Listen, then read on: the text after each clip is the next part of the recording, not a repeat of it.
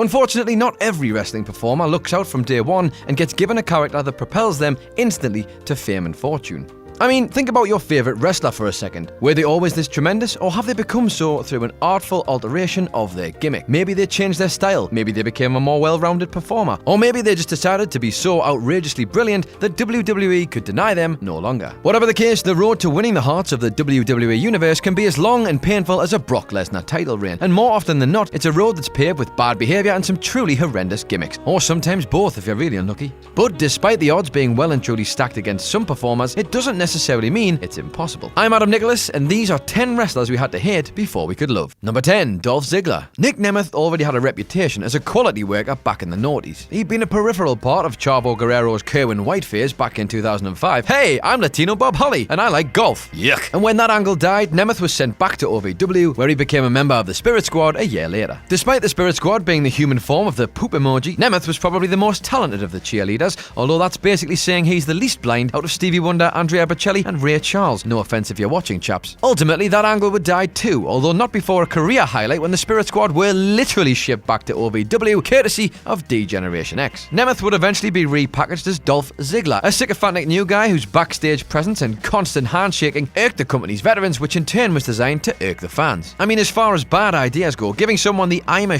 rookie gimmick is right up there. Fortunately, Ziggler's quality managed to outshine this nonsense, and with an impressive TV debut against Batista, along with victories over Charlie Haas and then US champion MVP, fans forgot about Dolph's horrendous gimmick and his in-ring work began to get him over. 10 years and multiple burials of his character later, and the fans have soured on Ziggler once more, but a resurgence alongside Drew McIntyre does have him back in the big picture on Monday Night Raw. Number 9, Kurt Angle. Long before he was the badass wrestling machine, Olympic gold medalist Kurt Angle debuted in WWE with a carefully calculated heel gimmick back in 1999. Now, we all remember Stone Cold Steve Austin and The Rock getting over as heels first, before transitioning to babyfaces, but what if someone could do the same, but in reverse? That was the pitch from the creative team that initially saw Kurt Angle under his own name, playing an enthusiastic, overweening babyface who preached Hogan-style motivational nonsense via his 3 I's: intensity, integrity, and intelligence. With his patriotic single, his habit of wearing gold medals to the ring, and a theme song Rocky Balboa would be proud to call his own, Angle was the perfect fit to be a despised heel in the Attitude Era. The character was an instant hit, and before long, fans were chanting "You suck" in time to his theme music, as Angle displayed a natural ability on the mic, while his new geeky persona remained oblivious to the cheerful hatred the fans had for him. Number 8, Tommy Dreamer. Ah yes, Tommy. Before he became ECW's poster boy and the innovator of violence, Tommy Dreamer was the pretty boy babyface, wearing horrendous green suspenders with more smiles than Finn Balor and Apollo Crews combined, and was absolutely hated by the ECW fans. Paul Heyman, however, saw more potential, so in order to change the status quo on Dreamer, he attempted to blur the line between heel and babyface,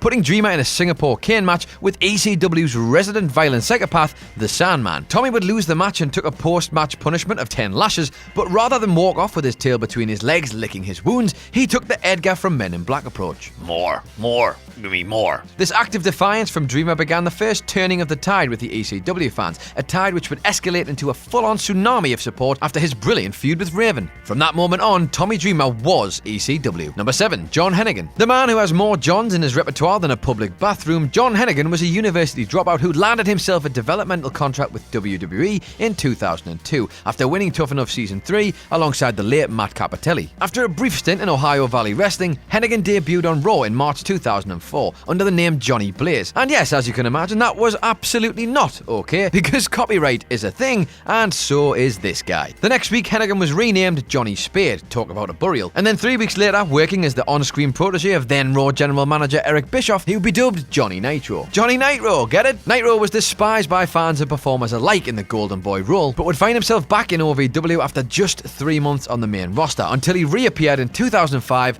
as part of M&M. Finally, alongside stablemates Melina and Joey Mercury, fans slowly began to appreciate Nitro's talent and potential star power. Number 6, Bo Dallas. What if I told you that Bo Dallas was the Kurt Angle of NXT? Initially a plucky, fired-up babyface champion, the fans of Full Sail hated Bo Dallas more than the WWE Universe used to hate Roman Reigns. Okay, maybe not that much, but still, you get where I'm going with this. They'd cheer for literally anyone who was facing him, even going as far as screaming "tap, tap, tap" when he wasn't even in a submission. The genius of this, however, was that Dallas, after realizing what was happening, decided to lean into it, taking his babyface shtick, turning it all the way up to 11, and slowly trading his sincerity for sarcasm. Gradually, Bo transformed himself from a fired-up face champ into a delusional, insincere sincere ultra heel, oblivious to the hatred of the fans, but a champion who would no longer be the butt of jokes. He was suddenly the most captivating part of the show, so much so that he became the cool heel fans wanted to cheer. And how did he do it? By believing in himself. What a truly inspirational story. And then the main roster happened.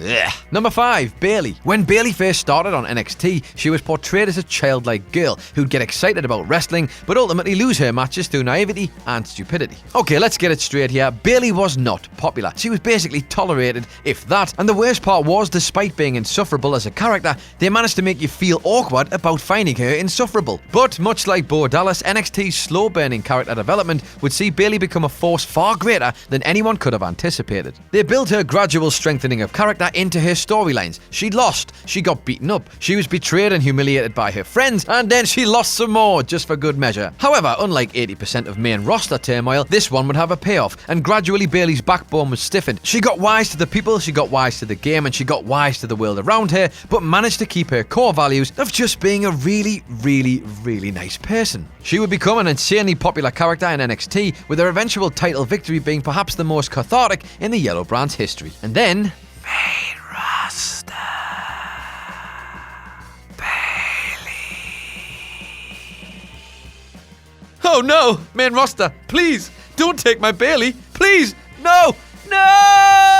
Number 4, Xavier Woods. Despite the brass in NXT being high on Xavier Woods, life didn't quite work out for him on the Yellow Brand, and when he translated to the main roster, it was a similar story. His character felt like WWE's cliched attempt to represent black culture, and much like Adam Cleavy's attempts to sell his old clothes on eBay, the fans were not buying it. Now, for anyone who's had the pleasure of seeing the real-life Austin Watson, be it via interviews, social media, or his YouTube channel, Up, Down, Down, you'll know that he doesn't deserve that kind of reaction from the fans, but his character probably did. Fortunately, as we all know, Woods caught one hell of a break when he joined forces with Big E and Kofi Kingston to form the New Day, but even that almost went sideways. The New Day's gospel babyface gimmick was an absolute non-starter on the main roster, but then they were flown effortlessly into the land of heeldom by their beloved unicorns, and suddenly it all fell into place. As heels, Xavier and co were allowed to be creative, arguably when they're at their absolute best, and Woods evolved his character from cliché to class, as a loud, annoying heel mouthpiece that even at ringside managed to make himself the focal point of every New Day match. Fast forward 3 years and the trio have become so popular and so over in the company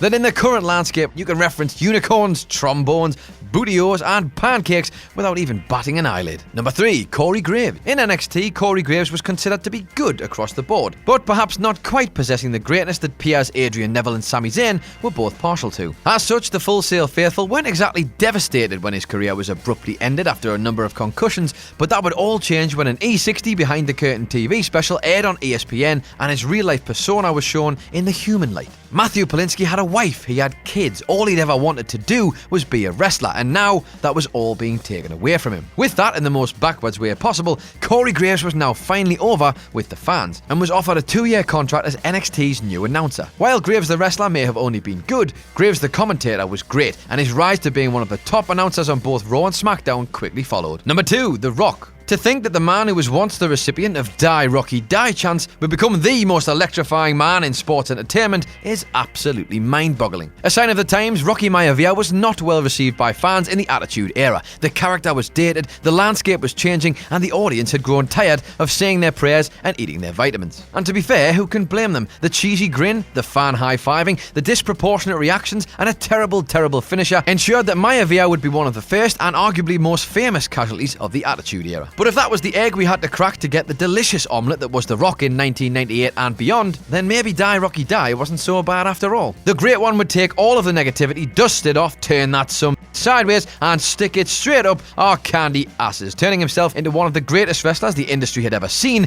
with more charisma and one eyebrow than most of today's main roster. And number 1, The Miz. Now, few people have managed to turn opinions around quite like The Miz. When he started out, Mike Mizanin had the downside of being a reality TV star without the upside of John Hennigan's athleticism and looks. He was about as cool as a crematorium, his wrestling ability was average at best, and his promos were essentially just karaoke versions of other wrestlers. But the one thing The Miz did have, and still has in abundance is one hell of a work rate. And while he'll never be cool, you've either got it or you haven't, he did manage to improve his look, develop his in-ring ability, and, perhaps most importantly, became an absolute killer on the mic. Hey, you see, Mike on the mic? Hey, tell you what, can't buy that in the Argos catalogue, can you? The fans went from absolutely hating his guts to respecting and appreciating one of the hardest workers in the business. An achievement which was topped off recently by The Miz bringing the Intercontinental title back to mainstream relevance on Monday Night Raw. When he said he wanted this more than anyone, he bloody meant it. And the fact that his work rate is often mentioned in the same breath as John Cena speaks absolute volumes. Say what you will about The Miz, but there's something about him that simply will not be denied. In a company with a reputation for having the least amount of patience, Mizanin managed to get himself the time and room to breathe, develop his character, and become arguably one of the best heels in the company.